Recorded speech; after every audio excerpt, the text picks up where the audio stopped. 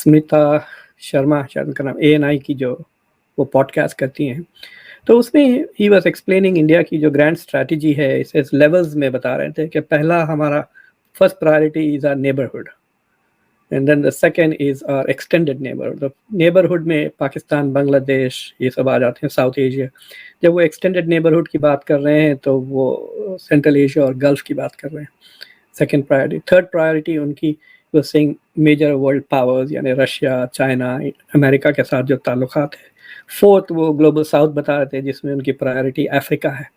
So India is trying to extend, in fact up to some extent you could say कि India has more soft power in Africa than it has in South Asia. Africa में ज़्यादा सुनते हैं मुल्क India की देन बनिस्बत यहाँ।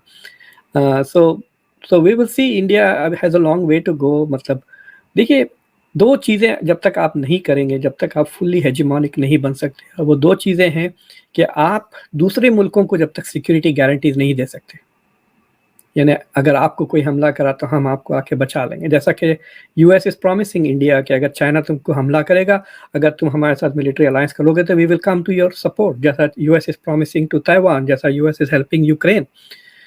तो जब तक आप ये नहीं कर सकते एक, और दूसरा जब तक आप फाइनेंशियल एड नहीं दे सकते for development purposes to other countries, you can not fully establish hegemony.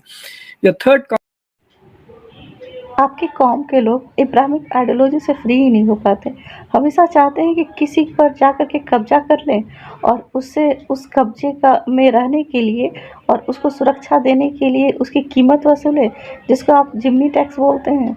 और फिर उसके बाद जो वहाँ की जो सुविधाएं हैं उसमें से अपने आप का मतलब जो आप उसको सुरक्षा दे रहे हैं उसके बदले वो खुद से आपको टैक्स भरे, जिसको शायद आप ज़कात बोलते हैं, खुशी से दे आपको कि चलिए आप हमारा सुरक्षा कर रहे हैं, उसके बदले में आपको मैं अपने यहाँ का इन चीज़ों पर आपको सुविधाएं देता हूँ, आप आइए, आप मेरी ऐसी मेरे यहाँ सुविधाएं हैं, उसमें से आप अपनी कमाई कीजिए, या फिर मैं कमा करके ही आपको पैसे दे देता हूँ, आप इतना पैसा लीजिए, आपने मेरी बड़ी मदद की है, आप हमको मेरे दुश्मनों से सुरक्षा दे रहे हैं। भाई किस बात की दुश्मनी, आप अपने आप को सुखी बनाइए, अपने पड़ोसी का भी सुख का ध्यान रखिए और अपने आप को खुश रखिए।